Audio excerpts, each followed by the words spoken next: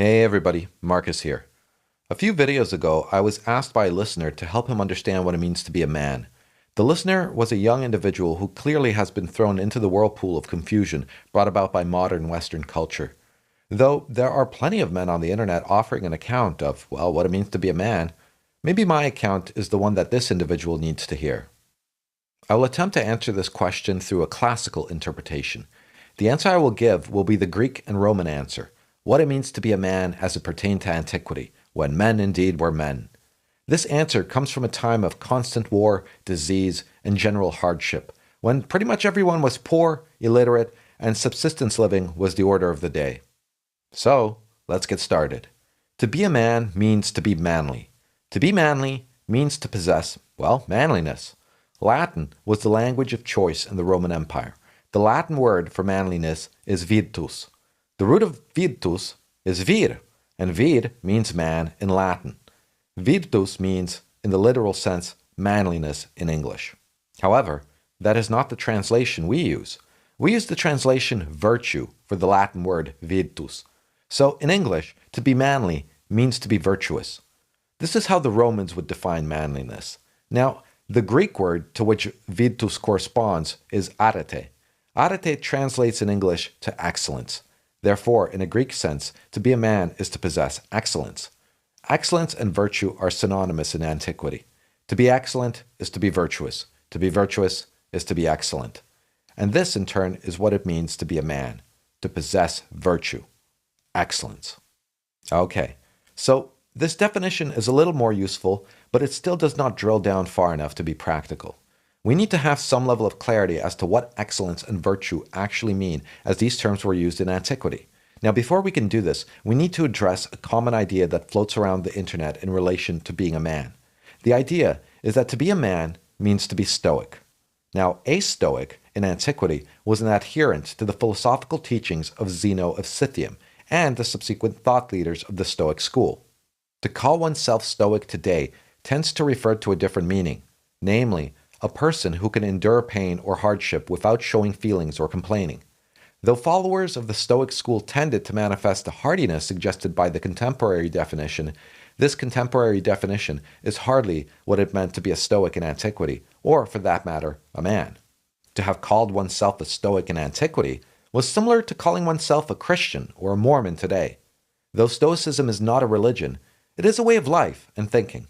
Now, we do need to situate Stoicism in its proper context because, well, it is so often associated with manliness. Stoicism was one of the four dominant philosophical schools of antiquity. The other three were Platonism, Aristotelianism, and Epicureanism. Each school had an associated highest good to which an adherent of the school strived to achieve.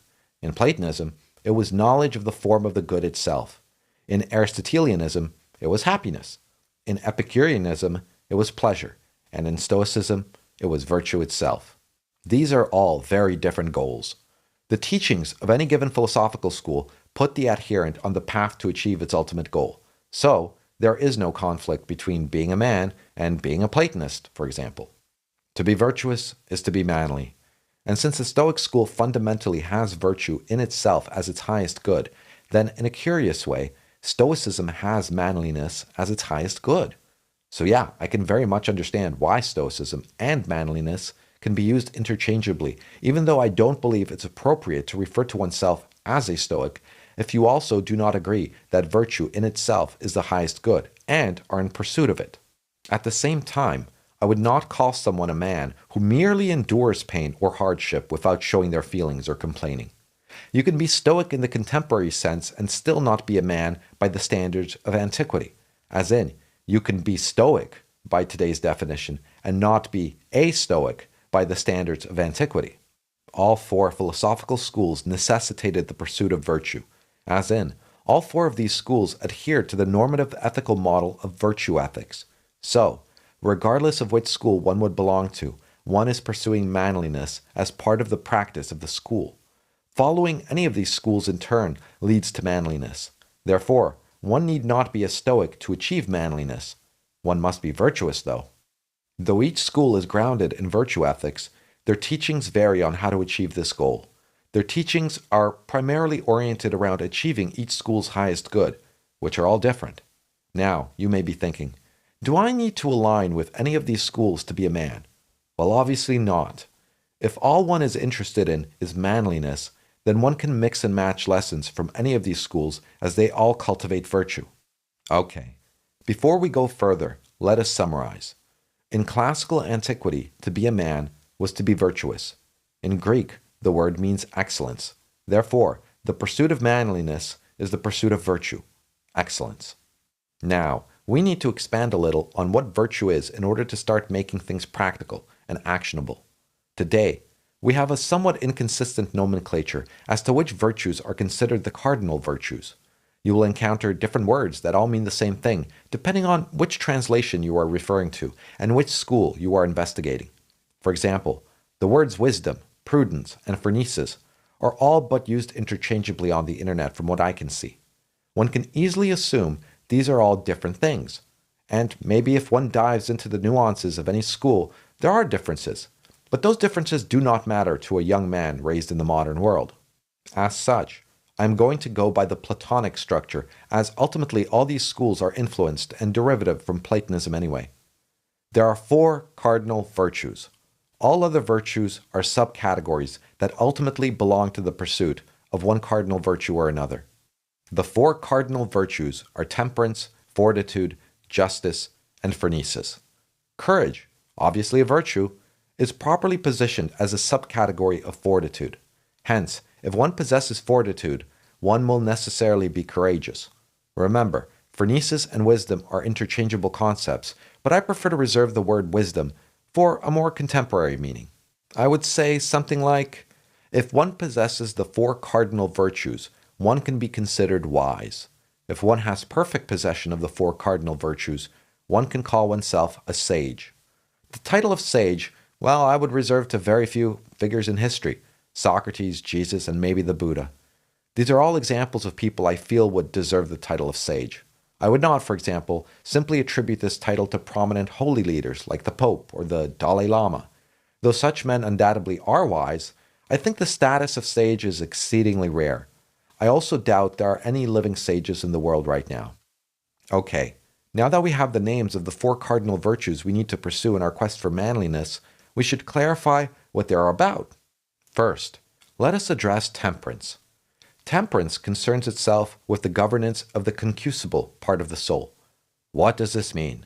This means temperance concerns itself with sensual things, things pertaining to the senses, as in touch, taste, hearing, smell, and sight. Someone who drinks too much alcohol demonstrates a failure in temperance. He indulges his sense of taste and the feelings of the body that alcohol creates. Someone who eats too much suffers from the same problem. Someone who watches too much porn or masturbates too much is exactly the same. All of these things pertain to the senses. To possess the virtue of temperance, one is in control of one's indulgences of the body. One would suspect that the Epicurean school, a school which has pleasure as its highest good, would actually encourage this. It does not. Epicureanism is referred to as the school of hedonism. Well, not really. That word does not mean what you think it means in Epicureanism. In Epicureanism, there are 3 classifications of pleasure: unnatural, unnecessary pleasures, like drinking; unnecessary natural pleasures, like sex; and necessary natural pleasures, like food.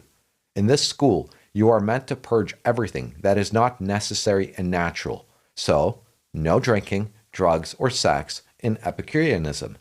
Not as hedonistic as one would suspect. Okay, so that's temperance. Let us move on to fortitude. Fortitude governs the irascible part of the soul.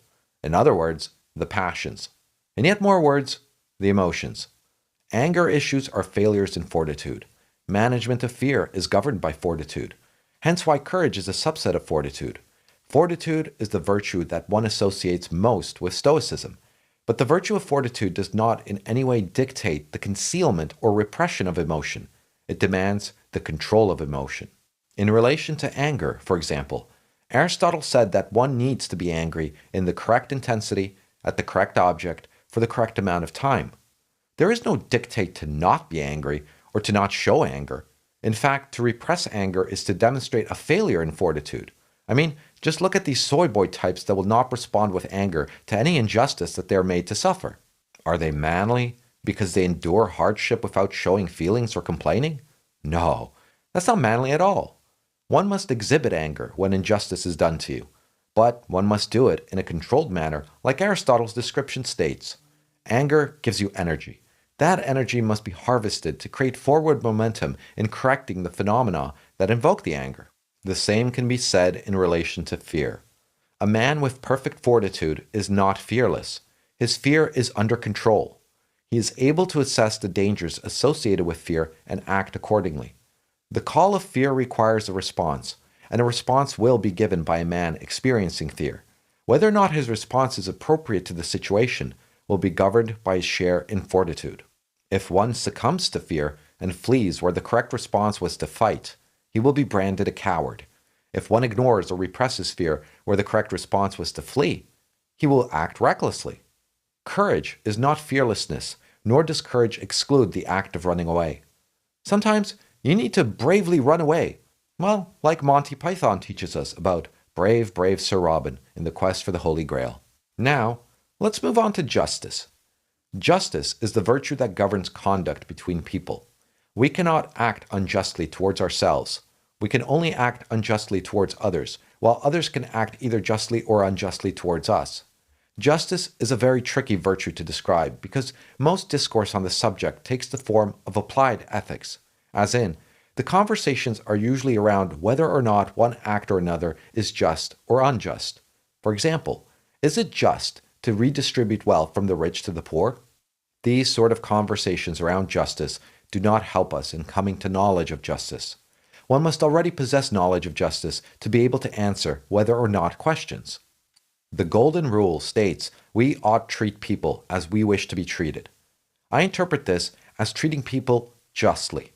I do not interpret it as treating people equally. I do not wish to be treated like a child, but I will treat a child like a child. To treat a child the same as I would treat an adult would be to treat them unjustly. As such, justice cannot be equality of treatment. Some people use the word fairly, as in, one ought to treat others fairly. To me, the concept of fairness is an inferior idea to justice. It is fair that I sent collectors after my debtors. However, when that debtor remains so not out of negligence to repay, but because he was put into circumstances outside of his control, it would be unjust to send collectors after him. I know he is of intent to repay, but it is also fair I get my money back when we had agreed the debt would be repaid. As such, I can either treat the situation fairly or justly. After all, it's not fair I have to suffer a delay on repayment just because his life circumstances removed his ability to pay me on time. This is exactly how women send men to debtor's prison on account of missed child support payments. The man loses his job and becomes financially insolvent for a time. He tells this to the woman. She does not care and sends the courts after him. He ends up in jail. How is any of this just? Sure, it may not be fair that she has to wait, but it's not unjust she has to wait. Sometimes acting justly is not fair to the person who values and acts justly. Acting unjustly, in turn, always ends badly for the party who acts unjustly. The man who ended up in jail consequent to missed child support is now in no position to generate any money at all. The woman's unjust act now results in her getting nothing until such a time as he figures out how to get out of jail and repay her. If he has, well, a will to do so after such an incident anyways. Reality punishes injustice through natural consequences. This is also how I believe sin works. To me, sins vary little from unjust acts. Imagine someone who drinks heavily one night. The next day, he is hungover. We normally would say that those are two separate events, as in, the drinking is an event separate from the hangover. But they're not. They are a single event that plays out across multiple days. The hangover is built into the act of drinking. These are phenomena that cannot be separated. So too sin and unjust acts operate the same way. The part of the event you don't want, the hangover, will follow eventually after the part you do want, the buzz. But where drinking and hangovers are easily linked and visible, The same is not said of sin and injustice.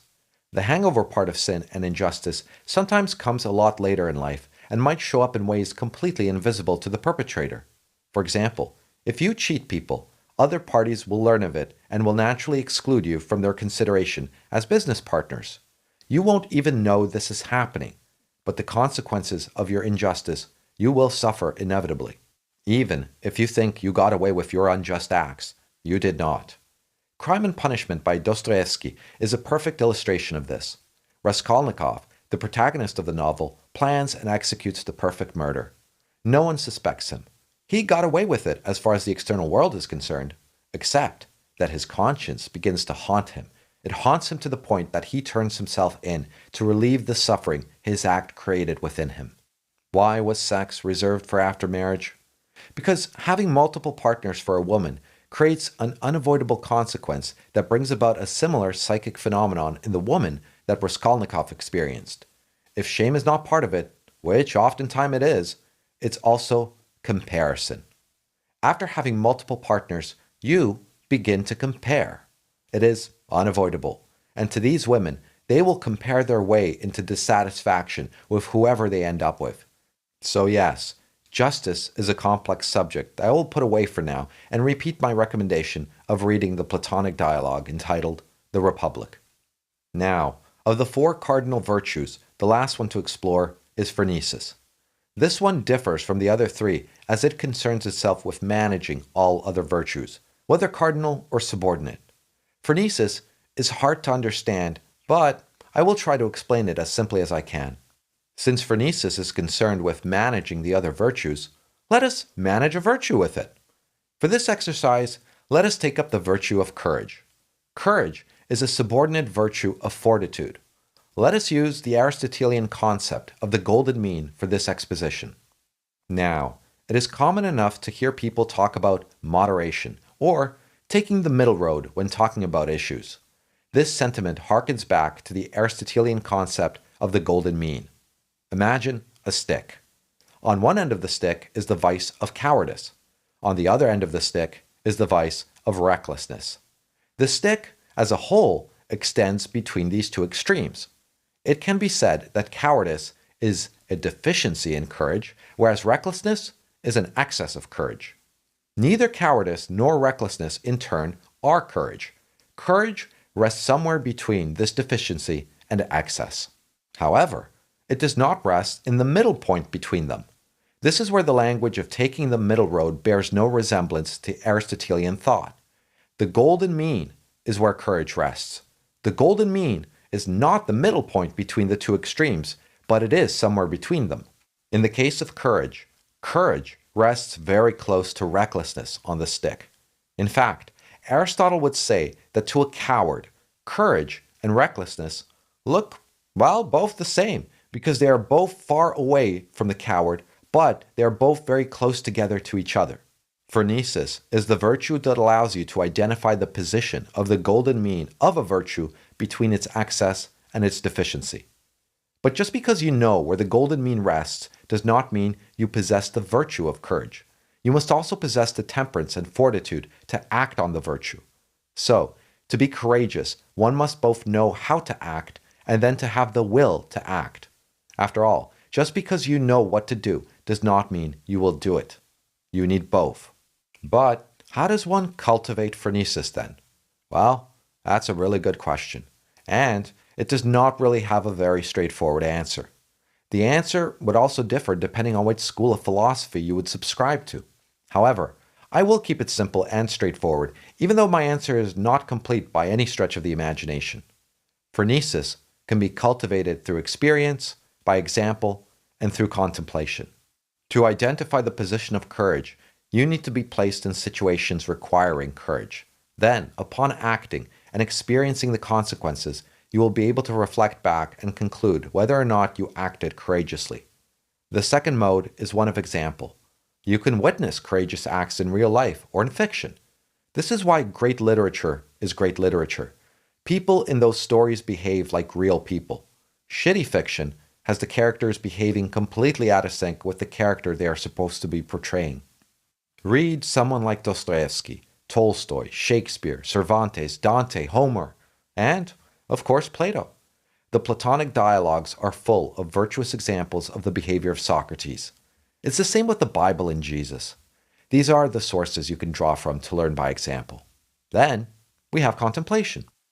The Platonic dialogues are not only a source of examples of virtue, but also include the thought process around understanding these virtues. By reading the Republic, you will gain a far better understanding of justice than, well, pretty much anything else I can think of. But not only Plato spoke on justice. There are many other philosophers who spoke on the subject. Naturally, they cannot all be correct, but even the ones who are wrong, you will have a comprehensive exposition of their position so you can understand how they are wrong as compared to, say, other thinkers you think are correct. This is the best I can offer on the subject of phronesis, well, for the sake of this video at least. So, to summarize, to be a man is to possess manliness, which is self-same with the cultivation of the cardinal virtues of temperance, fortitude, justice, and phronesis. Notice how none of what I spoke about has anything to do with women, material possessions, status, power, or wealth. This is because none of these things have anything to do with being a man. These are things that can come into your life as a man if you so choose to bring them into your life, but they in no way inform your development or cultivation of yourself into a man.